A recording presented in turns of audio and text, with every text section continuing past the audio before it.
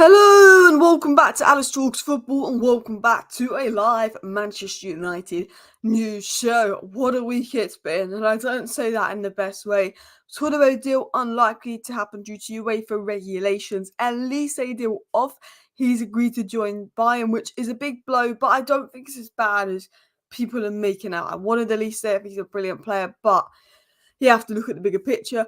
Least isn't going to Chelsea as well. We've also got updates coming in on Branthwaite, Joshua Zirkzee, João Neves, Yusuf Fofana, João Gomez, and more players. So make sure you hit that like button, and of course subscribe down below to Alice Talks Football if you're new and want to stay up to date with all the latest Manchester United news. But the main story is this weird story that's come out about Ineos being fuming with Eric Ten Hag, fallout about Ten Hag discussing details of the Ibiza trip and some of the incomings, not incomings, but what's been going on inside Manchester United and how the manager's situation was dealt with. We will talk about that story in a second, but I think it's only right we talk really about the Olise news first, because that is official news, that is big news. I think that's the biggest story in my opinion, rather than what the Sun is reporting. And yes, Alice went back to sleep this morning because she had a late night. So I do apologise that I look rough. I've had a very, very, very late night last night as well. If Ineos is genuinely upset about that after they treated Ten Hag, it's ridiculous. Yeah, we're going to talk about that report. I mean, it's come from the Sun, so I always say take it with a pinch of salt because it's come from the Sun. But the Ineos being fuming at Ten Hag report, I just think it's an absolute joke, to be honest. Someone said at least say 220k a week, not a chance. Well, we're going to break down everything about Olise to Manchester United as well. So, guys, make sure you hit that like button. Make sure you subscribe. We're going to talk about Doue. Brilliant player, scored 7 goals for Rennes at 19 years of age. What a baller, as Steve has said. So, let's talk about this. So, for British, it was actually David Ornstein that broke the news. David Ornstein has been on fire this week. Broke the Ten Hag story, broke the Branthwaite story, broke the Villa story about Maatsen. He's been on fire. So, it was said by David Ornstein and confirmed by Romano that Bayern have reached an agreement on Michael Olise's salary and contract deal on player side. Olise rejects Palace's new deal proposal. Chelsea and Newcastle wanted him, but he's joining. So, Olise technically didn't reject Man United. Just going to throw that out there. He rejected Chelsea and Newcastle for Bayern Munich. Man United were not in the mix. Man United wanted Olise. They thought that they could get the deal done, but they didn't probably anticipate the mass amounts of competition, the wage demands of Olise, and the fact that they have to sell Greenwood, Anthony, etc. Now, a lot of people are screaming and raging, Ineos the Glazers 2.0, how could we let Olise go? Personally, I'm going to say this, I don't think you can blame Ineos for this one. I think, yeah, it's annoying that, we can make a move for him and then sell, but it's Man United, we can't trust us. We have Anthony, we have Greenwood, and we have Sancho at the club, all on high wages, all bought for good fees, 2 of them were. We can't bring in Olise as a 4th player. Once if Olise flops, not saying that he will, but once if he flops and he's on 220 grand a week, then we've got a 4th right winger at Man United. We can't bring in another one until we offload one. Now, Greenwood's sale seems to be close, and we'll talk about that later on in the show. But Anthony, you can't blame Ineos for us spending £85 million on Anthony and paying him over 200 grand a week. Anthony having external investigation ongoing, and we're not able to offload Anthony. You can't. As much as frustration is with the Olise situation, you can't blame Ineos for the fact that we cannot sell Anthony. That's not Ineos' fault. No Olise, no Todibo, bad morning. Yeah, 100%. So thanks for the super chat. It's been a rough morning.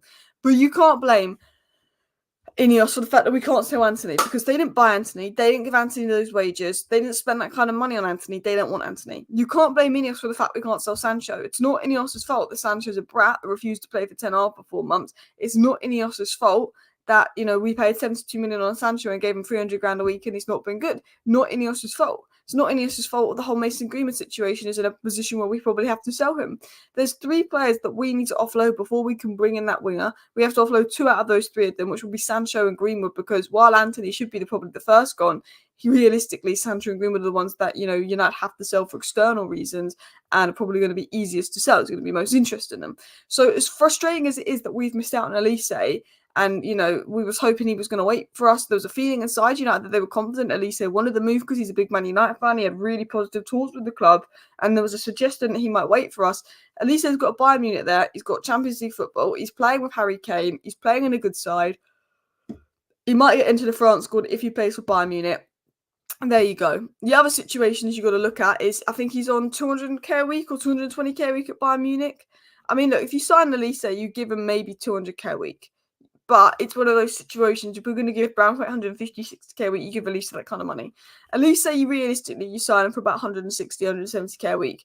Apparently, he was asking for 250, 300 grand a week, which again, Ineos want to strip down the wage bill. Too many wingers that aren't good enough on high wages. They sign Olise, he flops. We've given him 250 grand a week. We're then saying we spent 60 million on Olise, giving him 250 grand a week. Look what's happened. Now, Olise, I always think would have been a better signing than Anthony. So I'm not saying that Olise would have ended up like Anthony if we signed him. I think he would have been perfect for United and I would have been all over the Olise signing. But I actually kind of get that. Can't blame Ineos for everything of the course, but they took over a year to figure out what they were walking. They also took over a year to figure out what they're walking into at Man United. Yeah, we can't blame Ineos. There's things that Ineos can do better. There's things that they can communicate better, but we can't blame Ineos for missing out on Olise. It's not Ineos' fault that we're in mass amounts of debt. We have awful our PSR is awful because the people for Ineos have overspent massively, have destroyed the wage structure, have destroyed our negotiation power, have put us in a position where we are not at the top competing for the top trophies. It's not Ineos' fault that we have so much debt. We're in such a financial hole that we can't spend crazy. That's not Ineos' fault. That is the Glazers. So at the end of the day, while it's frustrating we missed out on Olise, I think the Ineos Glazers 2.0 is unfair. We will judge Ineos over the course of 3 years. They've allowed the Glazers to stay here. I wanted a full sale. I made it very clear I wanted a full sale. And we will judge Ineos in the course of 3 years. It's a long-term project. It's going to take time. There'll be elements of this window where we will judge Ineos and how they approach it, of course. You've missed out on Doue, you've missed out on Olise. What are we going to do? But Doue isn't Ineos' fault, and Olise isn't Ineos' fault. So people are screaming and crying, Ineos out. I'm not going to cry about it. Ineos have already invested 50 million into Carrington to improve it. They've already invested money in improving the squad, and they've not taken a penny out. They've brought in Dan Ashworth. They've brought in Omar Barada. Did I want full sale? Yes. Was I the biggest fan of Ineos coming in? No. But am I going to give Ineos the benefit of the doubt on this one? Absolutely. And at the end of the day, the main positive for me is at least Olise isn't going to be at Chelsea. Olise may not be at Manchester United next season, but at least we're not going to see Olise at Chelsea. If we moved quickly and not prioritised Braithwaite attempts so much, I believe we could have gotten Olise potentially. But I understand why we prioritise Braithwaite. We can't get Doue. Lenny Euro wants Real Madrid, so Braithwaite is that centre-back that we want. Now, there's other centre-backs out there like Bremer, but I think we're more convinced on Braithwaite than Bremer, which is fair enough. Who we've been linked to. Gay is an option, but he's at the Euros. Man United need a Rafael Varane replacement because Varane has officially left the club. We need to prioritise centre-back. I get that. And Braithwaite, if we don't get Braithwaite, let's walk away. For me, Diamonde's out there. Why haven't we even been linked reliably to Diamonde? I don't know. He's a really good... He's who I'd go for. Kim and Jay, you could also give a shout for him. He didn't have the best season at Bayern. We're looking at Delit now. I want Kim and Jay, mate.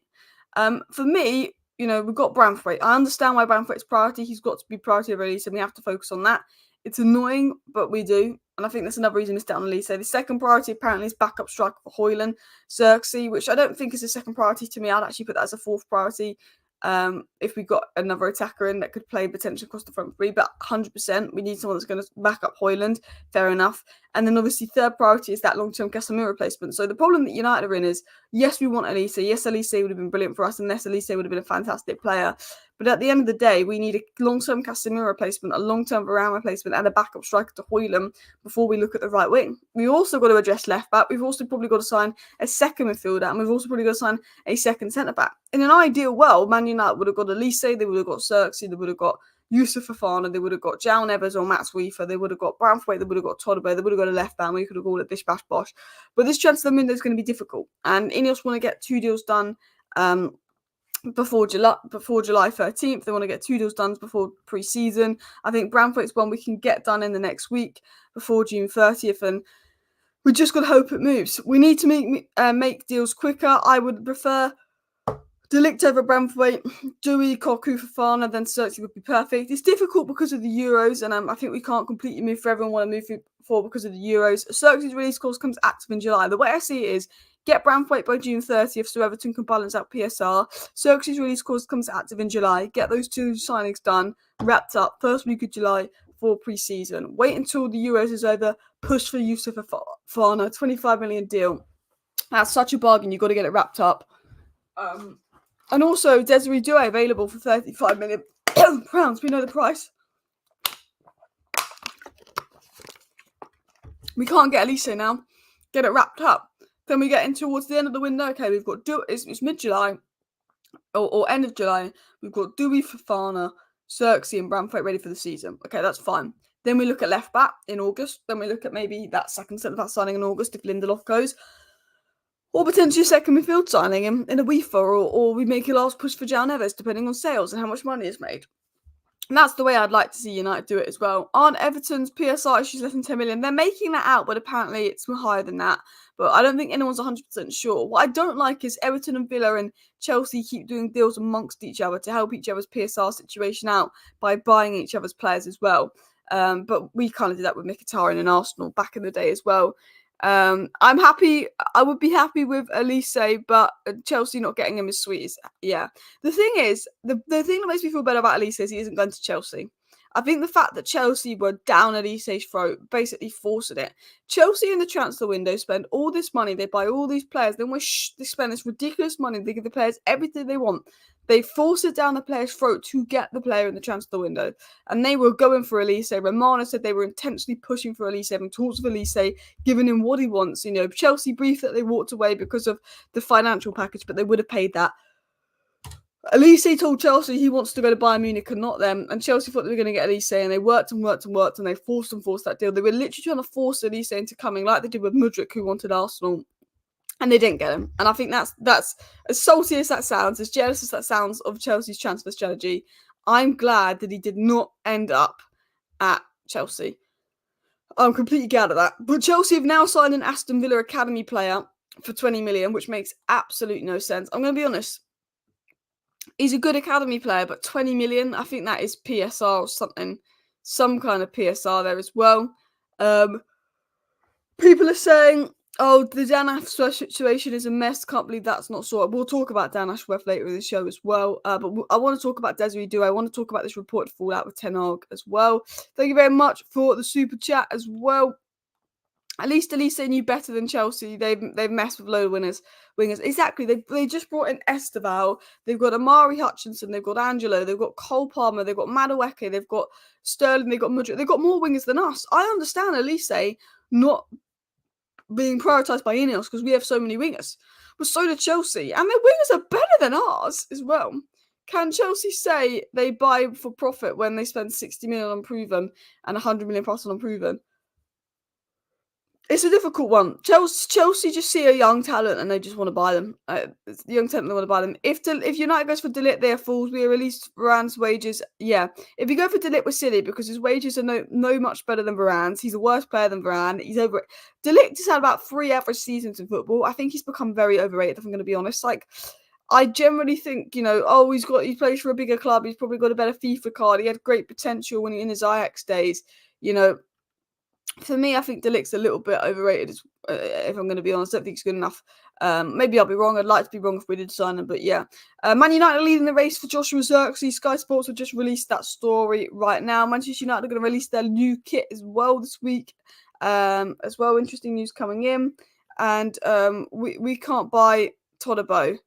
It's crazy. We can't buy Todibo at fair market value because we're in the same competition as Nice, but inflating the price of academy players and selling them between clubs so the books can be balanced is absolutely fine. And Sack's absolutely spot on. Absolutely spot on. Like, how come Chelsea can keep buying like these academy players at inflated fees to help Villa with FFP because Villa have gone and brought Maatsen at an inflated fee. But Man United, you can't buy Todibo for a fair price, even though you wanted them before the takeover as well. Apparently, Newcastle United closing in on signing Dominic Calvert-Lewin. Personal terms have been agreed with the player, but fee is being negotiated with Everton, but the confidence deal could be struck in the coming days. So there is news coming in about Newcastle United closing in on the signing of Calvert-Lewin, a player that's not really had a good season. He could be a signing for Newcastle, but I'm glad he's going to Newcastle because I did not really want him at Manchester United, if I'm going to be honest, Calvert-Lewin, and he was linked to United's potential backup striker option. So just talking about that story. But I do now want to get into the story about, them people being angry at Ten Hag and all of that. Are INEOS angry at Ten Hag? What's this stuff going on as well? Diamonde is the best option if we can't get a Euro. United have a good relationship with Sporting. I agree. Bruno Fernandes, None even now. They all came from Sporting. When we buy someone from Sporting, it also seems to end well. So please do look at Monday. I mean, Antonio Silva's a decent player, but I think he's a little bit overpriced.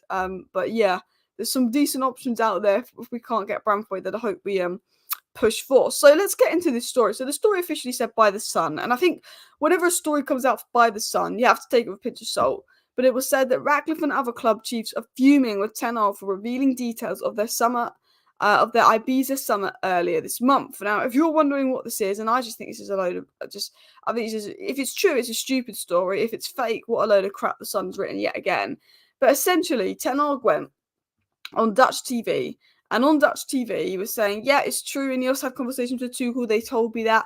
Ineos just showed up at my doorstep, which, Ten Hag wasn't happy about how he'd been treated in the manager scenario, and said, yeah, they showed up at my doorstep, and they said I was the man they want to keep. They view me as the best option, and Ineos were essentially angry with him at that. Football 365 said that Ten Hag is in hot water after disclosing more information than he should have done in an interview with Dutch TV after club officials turned up on his doorstep while he was on holiday. They informed him they had spoken to other candidates, but they wanted to keep the Dutchman on, and the Man United boss was understandably angry with how he'd been treated and the way in which the message was delivered, which on what was supposed to be a relaxing break. The Sun added that Ratcliffe and his Ineos team are now unhappy with what was thought to be a private meeting made public by Ten Hag. So that is what's being said, that Ten Hag Ineos apparently unhappy that Ten Hag went on TV, said that yes, Ineos spoke to other managers, they told me that, they showed up at my doorstep, I wasn't happy with how I'd been treated, but they said they wanted me to stay. Apparently Ineos and those inside Man United are unhappy at Ten Hag. This story's come from the Sun. Any story that comes from the Sun, I always think probably a load of rubbish, probably a load of waffle that we don't need to take too seriously. But I'm going to say one thing. If Ineos are mad at Ten Hag, take a look in the mirror and you're embarrassing yourself. What has Ten Hag done wrong? Ten Hag goes on TV. Of course, he's going to be asked about that situation because that situation was a mess. It was so publicised, the drama by the British media, and that you didn't give any clarity to clear it up. And you were talking to other managers. So the whole manager situation was a mess. So, of course, Ineos are going to be speaking to Ten Hag. Of course, Ten Hag's going to be asked about that in the media, and of course, Ten Hag's going to be honest. What do you want Ten Hag to do? Lie? Ten Hag's been honest. We know Ineos had talked to other managers. They told Ten Hag that. Romano said that. Ornstein said that. Ten Hag was asked about it. Yeah, they had talks with Tuchel, but they chose me. That is the truth. Ten Hag is saying the truth. We know the truth whether Ten Hag said that or not. Yes, Ten Hag is frustrated with the way that you treated him, and why wouldn't he be? I think everyone could see he was treated badly. So I don't understand. For me, this can't be for real. I don't understand how Ineos can say now we're mad at Ten Hag. How dare he go on TV and say that? At the end of the day, Ineos handled the situation badly. I'm glad Ineos took their time. I'm glad Ineos fought through it. But they did take their time. They did handle the situation badly, and the lack of clarity, the media reporting got out of control around the situation that I think Ten Hag was going to be asked about that. So, for me, the reports coming out about Ineos being mad at Ten Hag makes no sense. Makes no sense. I mean, I wouldn't believe the reports too much because it's come from the Sun, but it's made no sense. Guys, can we hit 200 likes? We've got 500 people watching. We're not even at 100 likes, but if half of you guys watching, we will get the 200 like target. And as Nuba said here, you've got to take it with a pinch of salt. Anything from the Sun, you've got to take it with a pinch of salt as well. About as fake as half the players we're linked with. Honestly, I think anything from the Sun, I just think is absolute BS, to be honest. I think this story makes no sense. So if it is true, what on earth? But I think it's BS. Eric Ten Hag told us truth, and now they heard Ineos went about their due diligence so open. So Eric Ten Hag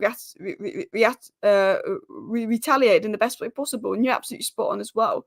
It's so disrespectful. But I'm not going to go in and rant about Ineos because, to be honest, if it's come from the Sun, I don't really believe that a story that comes from the Sun, to be honest, as well. Chelsea are now going for Anseluma. They're a copy and paste club. Chelsea are going for any youngster with potential at this rate and overpaying for them rather than actually buying proven players that are going to come in and improve their squad right away. Who knows what Chelsea are doing? Eric Ten Hag can prove everyone wrong and do so good and have a good season for sure. You're spot on, Steve. I think Ten Hag can have a good season, but we need to get the transfer window right. For Everton to have a good season, we need to have a good transfer window. Now, apparently, one of the manager candidates that Ineos spoke to didn't want the Man United job because he wasn't guaranteed a lot of money to spend in the transfer window, which Again, if that story's true, that does give me worry for Ten Hag as well. Alice, I don't know what type of money that Newcastle's going to pay Everton for Calvert-Lewin, but that means Bamford won't be leaving. The problem is, if Newcastle give Everton money for Calvert-Lewin, it does also help out their PSR situation as well, which means we might not be able to get Bamford as cheap as we want. It's the press trying to stir the pot as usual. We all know when the season begins, it all start again. They want our manager out. You're absolutely spot on. The press, the media, they want Ten Hag out. Like, we cannot deny the fact that since day one, the press and the media has been on Ten Hag. Any excuse to write something negative about Ten Hag, any excuse to play the Ten Hag out card, Ten Hag's not good enough card, the press are on it. Like, the press have been Ten Hag out since day one. They absolutely have been. And any time they could write something negative about Ten Hag, any opportunity to slate Ten Hag, tear him down, the press is always on it. It is so infuriating how they treat Ten Hag. No manager is treated like that with an uncertain future. You sat before considering other candidates, poor form, I agree. Ineos treated Ten Hag badly. The press treated Ten Hag badly. Ten Hag's going to be tore apart next season if things go wrong. And we just have to say, back him. Unless he gets a fantastic transfer window, there's all these fantastic players, and it is crap, and it's obvious that Ten Hag's the issue. We've got to be lenient to him. And one of the reasons I was lenient to Ten Hag is look at Ragnick smashing it with Austria. You know, look at all these managers that are good managers. They come to United and they're crap. Ragnick is playing good football, smashing it with Austria. Ten Hag's playing good football at Ajax. They come to Man United, they can't play good football. Like, the way I look at it is, maybe Man United's the problem. I'd like to know to be given time. If you look from an outsider's or rival fan perspective, it looks as no elite manager wants United job. Well, Tuchel was creaming over the Man United job and wanted the Man United job, but then I think something went. And then maybe he rejected us, or maybe we rejected him, or Ineos felt they couldn't work with him, or he felt they couldn't work with Ineos. It was kind of this weird situation as well. What about Lenny Euro from Lille? Apparently, we're close to an agreement. Nah, I think he's going to Real Madrid, to be honest, as well. I think we're going to Real Madrid. Ratcliffe clearly isn't keen on Ten Hag. He gave him one of the reasons for keeping him because he's good at Ajax. Nothing about the 2 cups and doing well in the first season with us. Exactly. I don't think Ratcliffe's the biggest admirer of Ten Hag, but he did well at Ajax. The manager market's slim. Let's see what he can do at Manchester United. It's very obvious that Ineos aren't the biggest admirers of Ten Hag, and I think Ten Hag needs to get that new contract done, sorted and agreed, because if we go into next season with Ten Hag with 1 year left on his deal and that uncertainty, that can also allow for player power to come in if things go wrong as well. Because if Ineos aren't backing Ten Hag, that does help player power. If the players can see that, so Ineos need to show some backing at Ten Hag as well. Eric Ten Hag's gameplay needs a fast and ball-playing centre-back and a CDM. They are pivotal positions to his game, and we need to sort them out 100% ASAP as well. Ralph is doing a madness. He has the respect of his players and they're willing to play his way, which he couldn't do at United, which says to me the players were the problem, the club was the problem, the structure was the problem as well. The only thing that might interest me now is that we reached a deal with Desiree Doue. Is that if we reached a deal with Desiree Doue, signed Xerxes and reached a deal for both Inacio and Lenny Euro and Fofana. I mean, I'm not too bothered about Inacio because he's very similar to Martinez, but for me, if we can get Desiree Doue done, we can get that deal done, we can get that here we go, bosh, bish, bash, bosh, Desiree Doue. If we can get Yusuf Fofana, amazing. If we can get a centre-back signing in, if it's not Brownpoint, go for a Diamonde, amazing. If we can get Xerxes, amazing. If we can just get that midfielder, if we can get Desiree Doue, that striker, that midfielder, that centre-back, those 4 positions, your Varane replacement, your Casemiro replacement, your Xerxes, your Desiree Doue, those 4 positions, I think that would be a really, really strong thing as well. Players who want money will move here. Ambitious players won't join United with the lack of structure and stability. I mean, I think that with Ineos coming in, they're saying they're going to finally bring more structure and more stability to Man United. That's sort of been Ineos' promise. And I sort of believe Ineos when they say, you know, we're going to come in, we're going to change this, we're going to change that. We've got Ashraf coming in, we've got Barada coming in, we've got Wilcox coming in. Like, Ineos is saying they're coming in to build that much needed structure and stability that we need at United. And I think that they will do that in due course. I think it will take time, but I do actually ultimately think that Ineos are coming here to put the structure and stability we need in place. But I do think ambitious players right now do look at United and the mess they've been in the last 10 years. The media, just, you know, the up downs, not playing the good football. When as big as a club we aren't in an attractive position to attract big players. I think we can attract players that want to move to a big club, and we can sell the Ineos project, and things are finally going to change at them.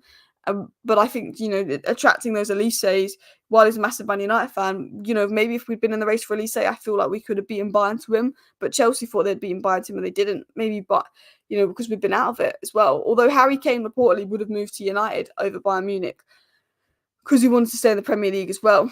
Alice, Doue creative, haven't seen much of him. Yeah, Doue's a very good player. He predominantly plays on the left, but can play centrally, can play on the right. Cooperative player, good ball striking, good movement. Very intelligent player as well. Olise was keen, weren't we? The only football club he followed on socials. We could have had him if we moved quickly. Yeah, I think Olise was keen on the move, but I think he just was like, I've got an opportunity from Bayern Munich here. I don't know if Man United are going to go in for me. I might go. Now, Olise to Bayern Munich isn't actually done, so something could go wrong. United could swoop in and hijack it, and you never know. We could get a David Ornstein bomber saying, United have swooped in for Olise and hijacked the deal. But I think the fact that he's agreed terms now with Bayern Munich says to me that I think Olise to Bayern Munich is done. So let's get into some more stories. Let's get into some more news, some more transfers. It was said by Ben Jacobs that Man United aim is to bring at least 2 new signings in before pre-season. I think Xerxes and Branthwaite are the ones being worked on. It was also said by Alex Cook of TalkSport that Manchester United want to agree personal terms with Joshua Xerxes before triggering his 34 million release clause. United in negotiations with Xerxes' agent over a potential switch to Old Trafford, and Xerxes now believed to be open to the move. I think if Xerxes wants the Man United move, that deal is done. There's now reports coming out that Xerxes is open to the move. United are now the favourites over Milan. Could Xerxes be using Man United to get Milan, and Xerxes' agent be using Man United to get the fee he wants from Milan? Absolutely, that could be the case. And we have to be careful with that until we know for sure. And we've got that David Ornstein personal terms agreed. We have to be careful with Xerxes. But we want Xerxes. He'd be a great signing. He'd be a great option. We've got to be careful. AC Milan are there. It feels like he wants to stay in Italy. But we want to bring in 2 signings. We're pushing on Xerxes. We'll pay his release clause. There's now a feeling he could agree to join United. Now, if we don't get Xerxes, there is other options. And it was said that Man United and Tottenham are among a number of Premier League clubs interested in Lille forward Jonathan David, but no formal contact. There's no formal contact yet, but that could change quickly. David's in the final year of his contract. There could be an opportunity for Jonathan David. I think Jonathan David is a good player. He scored a lot of goals in League One. Personally, I prefer Xerxes, but as a backup, someone like a David, a Biet, a Højlund, it's a decent option there. I think he probably would be better suited to Spurs than Man United. And then another story that's coming today is that Federico Chiesa to Manchester United in exchange for Greenwood could be a possibility. For me, I don't like him. I don't think he's what we need. If I was going to take someone from Juventus, it would have been Soule. For me, I want to sell Greenwood. I want the cash for Greenwood. If we're going to use a player in exchange, Soule would be my pick, in all honesty, with you guys over Casera as well. There are options, but B and C and D options starting to sound more like the same, and that's the worrying thing. There's a lot of options in the transfer market for Manchester United, but it looks like it could be another window where we don't get the A target and we're getting the B, C, and D targets, and we wonder why things aren't to scratch as well. He's obviously horrid. Yeah, Jose is obviously horribly injury prone. He's fallen off a bit. He's hit and miss. For me, now we can't get Olise. I would love Nico Williams. Like, my first choice now, we can't get Olise, is Nico Williams. But Nico Williams' wage demands almost makes him not my first choice, which now makes my first choice Desiree Doue. Desiree Doue, Xavi Simons, Nico Williams for the right wages, all over that. Pedro Neto, if he could stay fit, all over that. If Pedro Neto could stay fit, he's who I'd go for. But Pedro Neto can't stay fit. If Nico Williams would lower his wage demands, that's who I'd go for. But I don't think he will. Which says for me, Xavi Simons and Desiree Doue is who I want to see United pursue at the wing as well. Xerxes' agent was Tevez' agent. He was a total snake. He had hardly good relations with the club. He was a total snake. I thought that, but I wasn't sure if that was true. Xerxes' agent was willing to lower the fee for Man United and this and that, but not AC Milan. And I thought, well, that's good. But I also was like thinking, isn't he Tevez' agent? And didn't that go wrong? But I was obviously really young when that happened, so I couldn't remember the context. But I was thinking that internally. Like, this reports that he was going to give Man United the benefit of the doubt and not AC Milan was weird. I don't trust Xerxes' agent. I do worry if Man United being used so Xerxes can get that move to AC Milan. I do worry about that as well. Nico Williams is smashing it for Spain. I believe his buyout clause is 58 million. Get it done. Apparently, it's 43 million pounds to buy Nico Williams, which for me, I'd get it done. But I think he wants Barcelona. We've already missed out on Todibo, Olise. Branthwaite will be difficult. Xerxes is the balance, 100%. We seem like we're missing out on all our A options, and it's worrying. He might be willing to fee, but spite Milan. But he's still a snake. The way he fell out of us, for sure. We are not going to get Nico Williams. Liverpool, Barcelona, and others are tracking him. United have no chance with Nico Williams for free last year. Yeah, I don't think we get Nico Williams. I think we'd love him, but I think it's his wages. INEOS really want to get away from high wage players as well. So I don't see us getting Nico Williams. For me, Nico Williams, if on lower wages, would be my first choice. Pedro Neto, if he wasn't injury prone, would be my second choice. Desiree Doue and Xavi Simons are my third choice. Bakayoko is my fourth choice. Soule is my fifth choice, and I don't know who else is on the winger market. I don't know if Kubo's the right fit from Man United and what we want to do. But I like all of those sort of players that have been named as well. People think it might go shopping and paying for a night, and there's contract involves different people offering different wages, schools involved, housing involved, people involved, just putting a bid. It's difficult. Transfers isn't looking great at the moment. It is difficult. There's competition. We've got loads of players we need to sign. We've got a bad reputation. The market's inflated. We haven't got lots of money. There's crazy wages. Ineos want to lower the wage bill. Ineos don't want to overspend, but we're Man United and we're getting a bit desperate because our options are being swooped up, and it's going to be a difficult window for Ineos to navigate, especially without Ashworth and key players in as well. But yeah, anyway, people, I'm going to round up today's live show here. Just wanted to do a quick half-an-hour live show. I'll be back with a video late tonight. Please do hit that like button on the way out. Of course, subscribe down below to Alice Talks Football if you're new. Thank you for watching. See you next time. Bye.